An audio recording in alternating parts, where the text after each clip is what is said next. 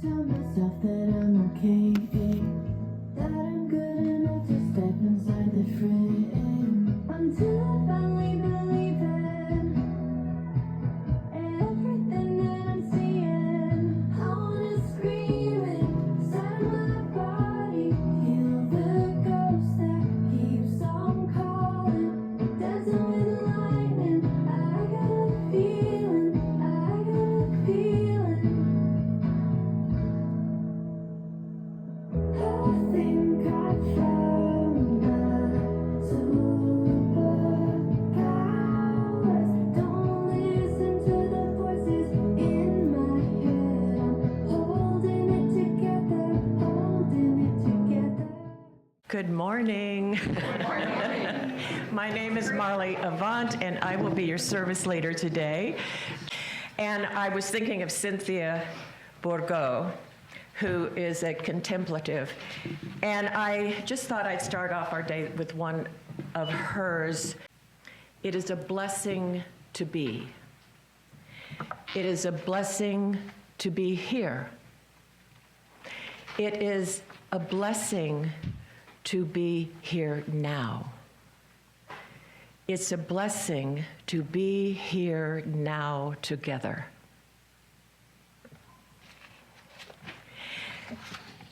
In the midst of all that our lives are carrying, let us gently dip down beneath the noise and the hurry and the madness in the world and rest for a moment. May this time open our hearts, awaken our courage, and remind us of the quiet powers we already carry. And now we will do the chalice lighting.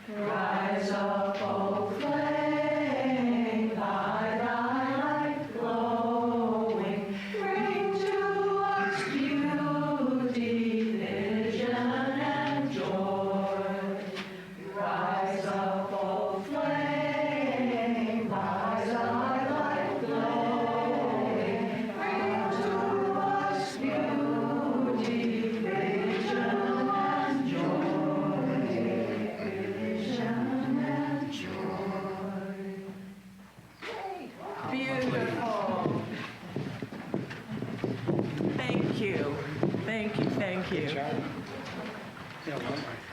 May the light we kindle inspire us to use our powers to heal, to help, to bless, and to serve.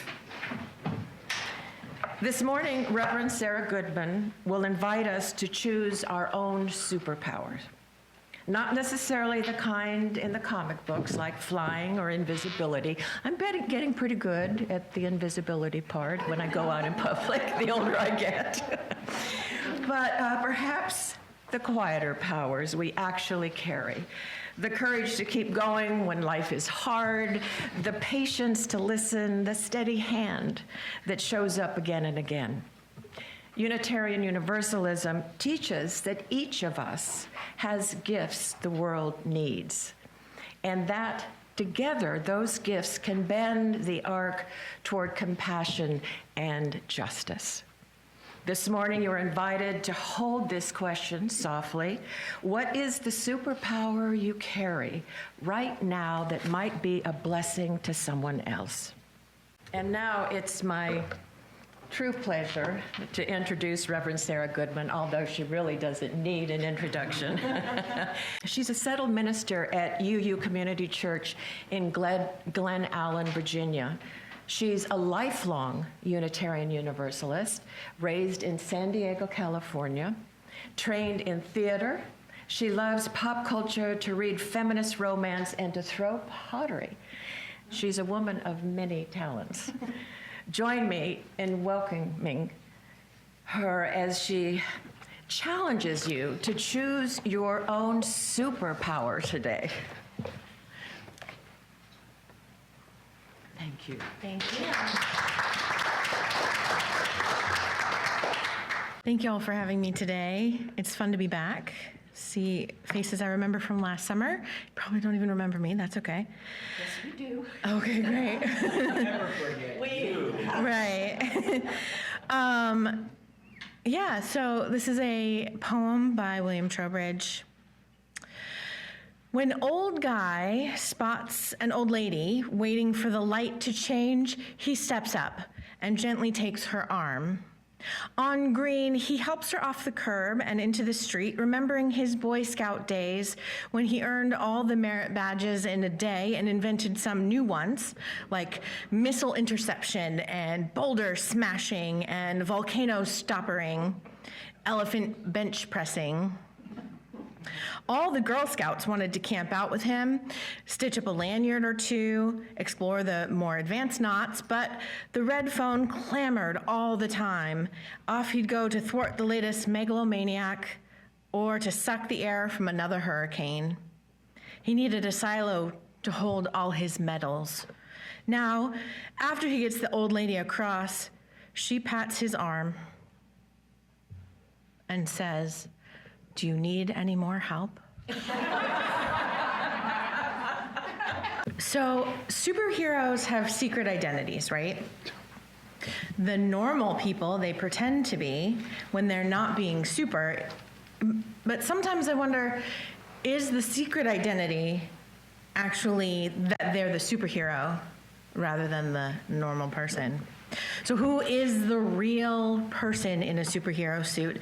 The hero who pops out from the phone booth, or the person who shows up every day with a cup of coffee and some office chatter? Which person is real? The hero or the person? Well, you might say that they're the same person. Obviously, they're the same person, and they're both real. But what's real about a secret life? What's real about pretending to be something you're not? Are there any superheroes living their lives in the whole complexity of who they are, both the hero and the average Joe? What happens then? What happens when you stop hiding your gifts from the world? Are you able to remove that mask that doesn't really protect you from harm anyway, while embracing the wholeness and wildness that is who you are? Does it free you to share your gifts generously and without fear? What do you fear, though? Do you fear that you won't be able to live up to the expectations of others? Do you worry that once people know who you are, they won't think you're special anymore? Do you think that the things that make you human diminish the heroic qualities within you? We sometimes split ourselves in two, into the ordinary and the heroic, and somehow pit them against each other. What do we lose when we do that? When we pit the ordinary human skills against the extraordinary ones, we limit ourselves to thinking that success only comes from being extraordinary. That there is so much in our ordinary days that is life-saving. We heard about some even just this morning.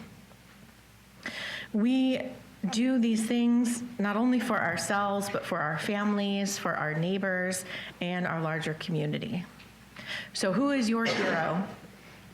What would you be missing without their very ordinary, everyday skill? What if you never got a whiff of that delicious coffee that your beloved makes in the morning? What if you didn't get a chance to say good morning to that grumpy animal, or say goodbye to a friend after spending a wonderful day together?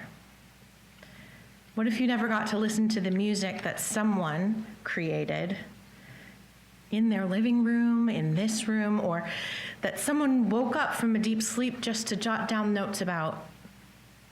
What if you didn't go to work and give that smile to your coworker that reminded them that they aren't alone in the world? What miracles, what heroes would you be missing?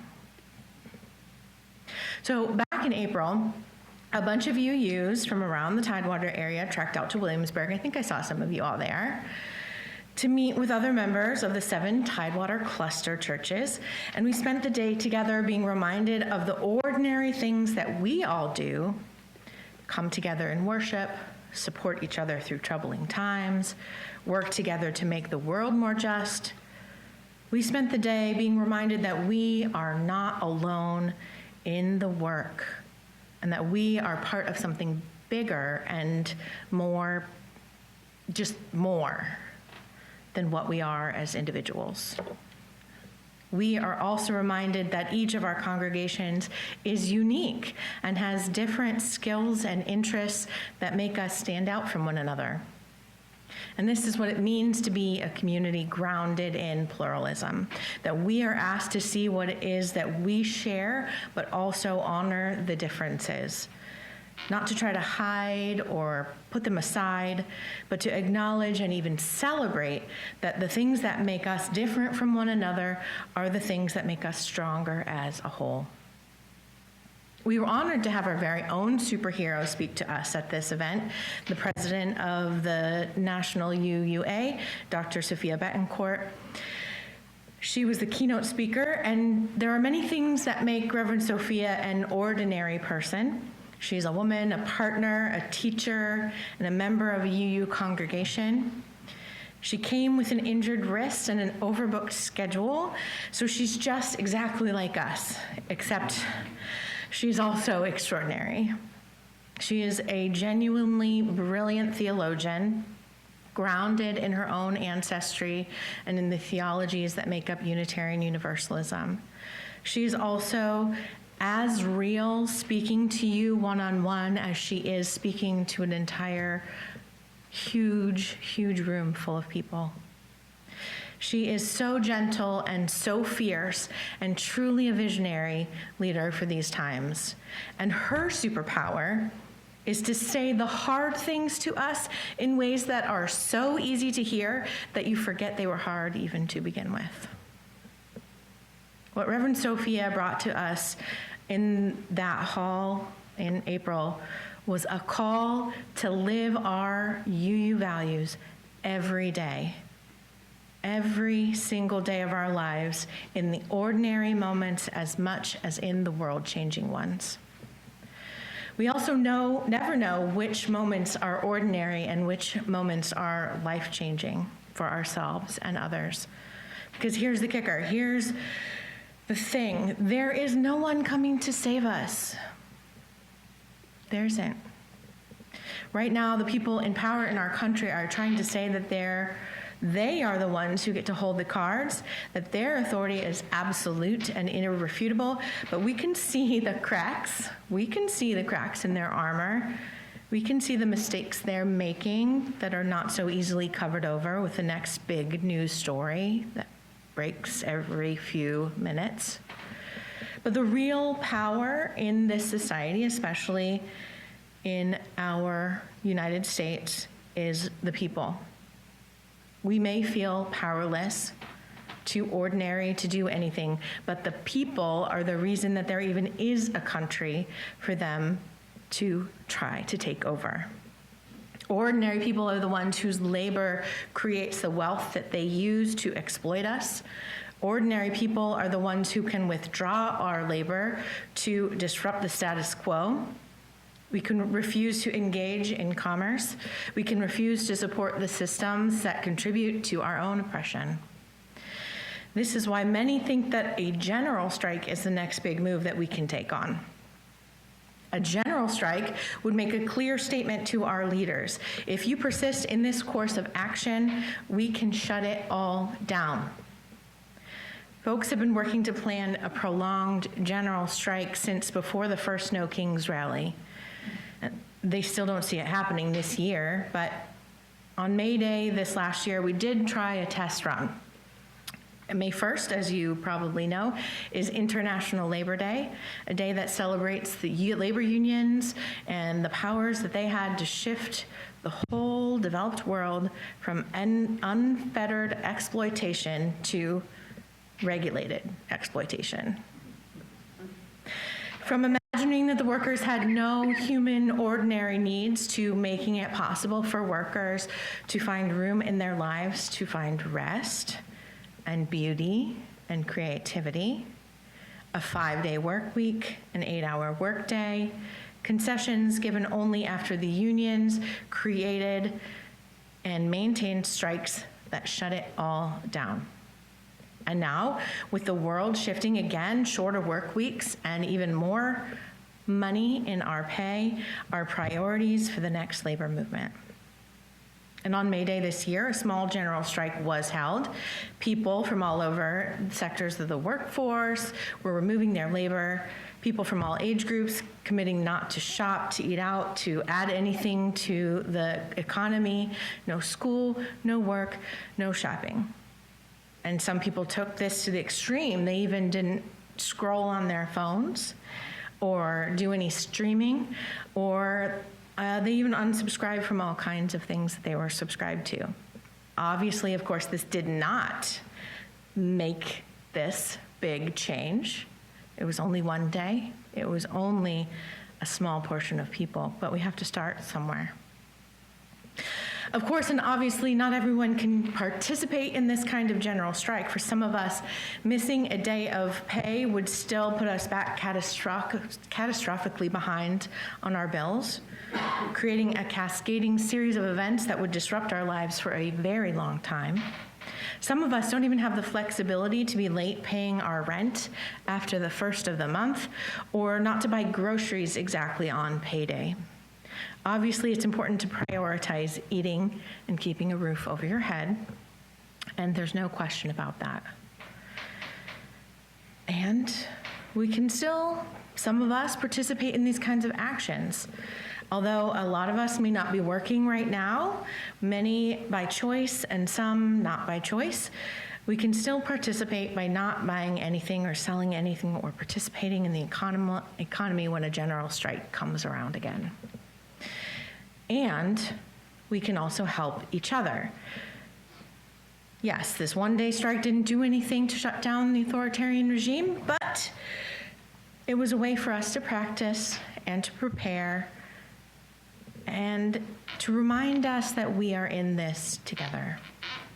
A longer, indefinite general strike could be the next step towards protecting democracy, but we would require a lot of people to sacrifice.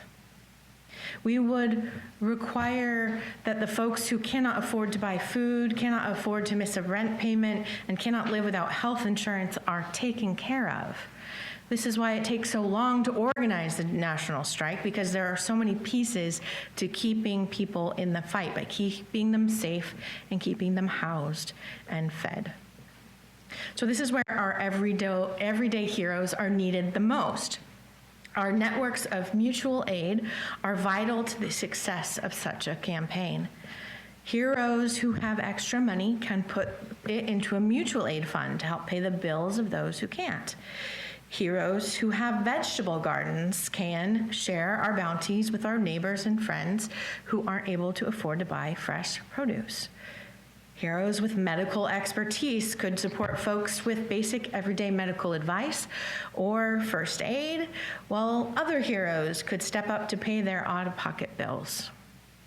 Heroes who have cars can ferry folks around when public transportation is interrupted, and heroes with needed skills can teach them to others to help us all get through. So even the most basic of skills can become heroic in the right circumstances. So here's where I ask you the question. What is your superpower? No one's coming to save us, and the future is where we need to be our own heroes. So what is your ordinary, everyday, world-changing superpower? How can you help to change the world?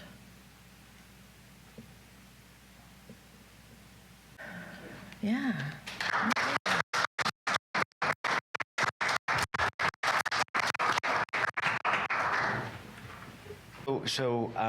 I went to Raleigh for May Day.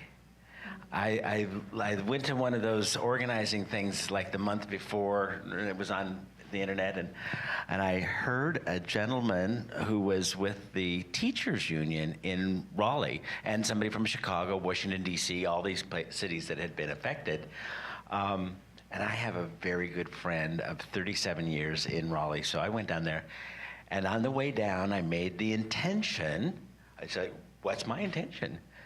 And I thought about it, and it's like everybody coming here is coming here from the heart. And so I'm going to connect. And I met some of the most amazing people, including people who weren't there for May Day. But I think the idea of superpower is delicious. Is delicious. And I know every one of you that I know has superpowers, whether you acknowledge it or not. But to me, part of it is, in this time when there's bad news out there, is to share the good news. And I just got binged. And so thank you so much for raising that superpower story. Thank you. I need to practice what I preach. Sorry. I think my superpower is leading people to solve problems. The problem is you got to have people who want to join you, because you can't solve most problems by yourself. So I would ask that this group here help me and the other leaders here at UUFR solve our problems. And we do have a few of them. We have things that are going extremely well, but we have things that are challenging and making us concerned about the future of this organization. So when someone calls and says, I've got a way to deal with something, I've got an approach that I think will help, I would ask that you step up. So where I live, I guess my permanent residence in the Tidewater area, I co-organize an grassroots activism group, which I love, and I have met the most amazing people.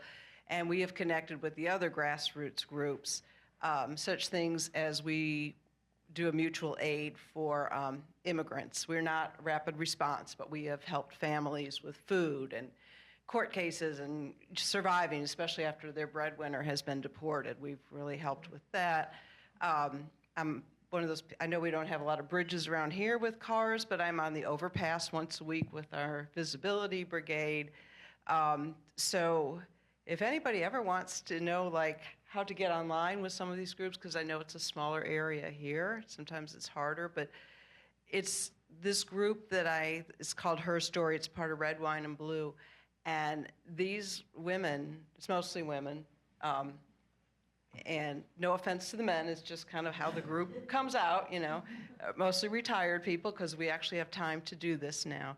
But if you look at what each person is involved in, like 4 or 5 different things, and we have 100-some people, and everybody is doing something in their superpower, whether it's organizing or participating in something that somebody else has organized. You know, and the more you read about authoritarian governments, and like I'm reading the book Strong Men right now, which would infuriate you because people let horrible things happen all the time, and I feel like the people that are okay with the world right now know nothing about history. Sorry. I'm an extrovert and I digress all the time. I apologize. But the one thing that stops an authoritarian government is people stepping up and acting. So I know everybody in here, just because you're wonderful people, is doing something. We just saw it in Hungary. Yes, we did. We did see it. Yes, we did. Yeah, but when the world gets crazy like it's crazy now, everybody wants to do something. But I see a lot of activism playing into the same power of just hate and all that stuff. And I think the superpower is to bring everybody back in their heart. And I see groups coming around and circles coming around and everything. And they're little tiny 3, 4, 5, 10 people groups, but they're living in the heart, and they're living from example. And it's infectious. Whenever everybody sees it, they all come into it. May I be filled with loving kindness. May I be well. May I be peaceful and at ease. May I be whole.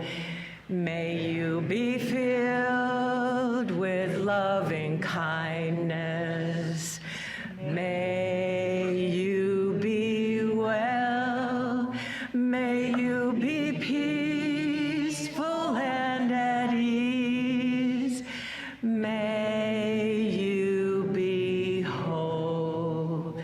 May we be filled with loving kindness. May we be well. May we be peaceful and at ease. May we be whole. Now, as I extinguish this flame, let us not extinguish this light that has truly been kindled in our hearts. And may our superpowers just keep moving out into the world, and may we remember this wonderful talk from Sara. May it just keep us moving forward.